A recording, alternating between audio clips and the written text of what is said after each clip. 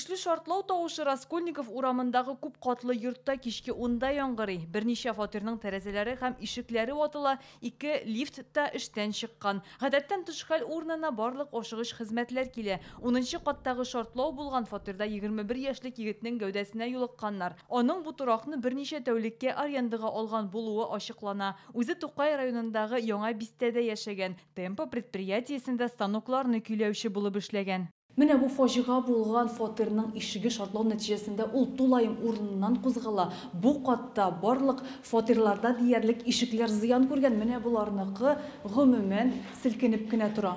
Екатерина Махотина күрше фатирда яши. Күгәненнән чыккан ишеген көч-хәл белән ача. Шартлаудан соң аның фатиры диварларында ярыклар барлыкка килгән. Мин өемә кайтып 5 минут үтүгә шартлау тавышы яңгырады, ди Екатерина. Взрыв сразу, то ли запах какой-то, то ли пепел. Фатир төтен белән тулды, тузан һәм көлгә охшаган әйбер дә чыкты. Тиз арада тәрәзәләрне ачып җилләтә башладым. Ишекне ачып булмады. Дверь у нас повредила. Посередине замок ушел внутрь. 10нчы каттагы башка күршеләрнең дә ишекләре урыныннан кузгалган. Күп күршеләрнең ишекләре яраксыз хәлгә килде.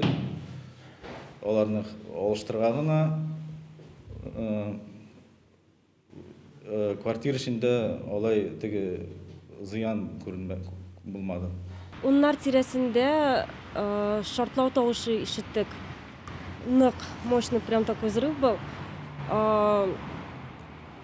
Курыктыгызмы? Конечно, курыктык. Балаларны тизрәк киендереп, урамга чыктык.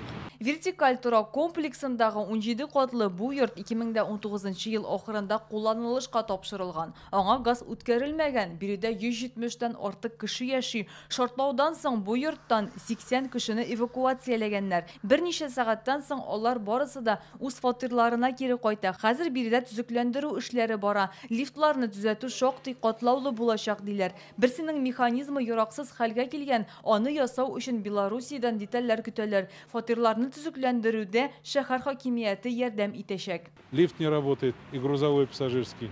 Ике лифтта хәзер эшләми, аларны ремонтлыйбыз. Бу йорт халкы белән күрештем, күбесенең ишекләре ватылган. Ир белән хатын яшәүче күрше фатирга да кердем. Аларның дивары берничә җирдән кителгән.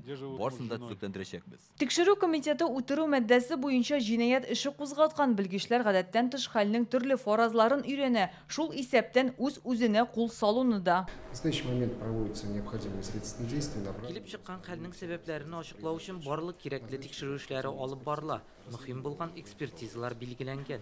Җинаять эшен тикшерү дәвам итә.